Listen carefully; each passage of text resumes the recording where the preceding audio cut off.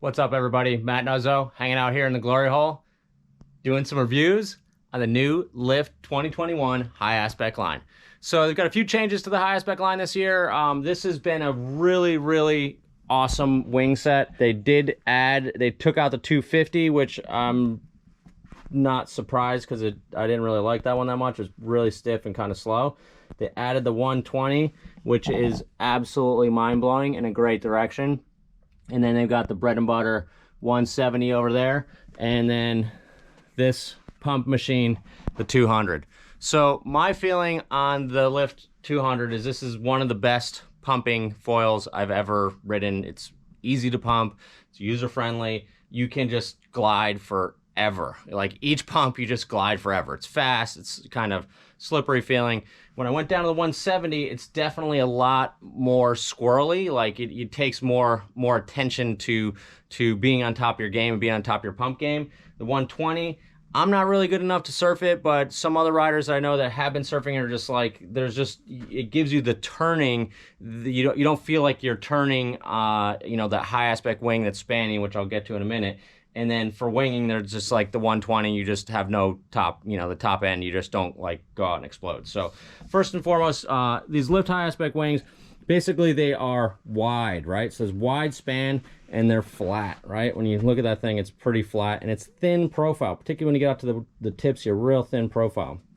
We've got it rigged up with the high aspect 25 tail, and then there's also, if you want to get a bigger tail for a little more stability, there is also that Glide 32. So it's 25 and 32 in the in that series. So the Glide 32 is going to give you a little bit more stability for riding.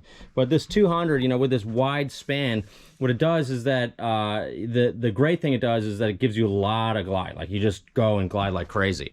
The downside is that once you set into a turn and put on rail, it really wants to stay there. It wants to keep kind of staying on rail. It doesn't want to rotate back, right? So if you get off balance, sometimes it just kind of stays there. You're going one way, throw you off, and you're just like, pitch you right off the foil.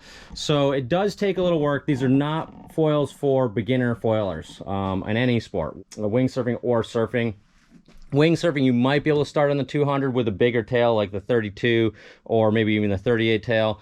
But I'd still advise that to start out on their surf series because it's just really fun and easy, and then you can go into one of these things. For wingsurfing, though, a lot of people have been loving that 170. It just has great lift. It has a better top end speed than the 200, and then this 120, there's just no top end on it.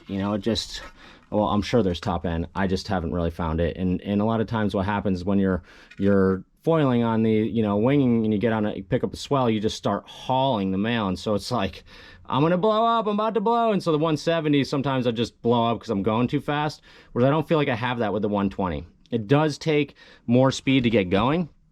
It does take, definitely a little bit more wind speed and power to get going, but once you're going, like, you're just up on foil and ripping. So I do like the 25 high aspect tail for all of these. For the stock tail, if you want more stability, or I'm talking to some guys in Hawaii, they're doing these like awesome downwind runs, and they like the 32 tail just for a little more stability and a little more easy use. The turning these is tricky because of the wide span. It just wants to like kind of go and stay locked in, and it doesn't want to really push around. But once you figure it out, you can kind of slide the tail around. I found it took some time to get used to surfing these foils, but once I figured it out, it was great.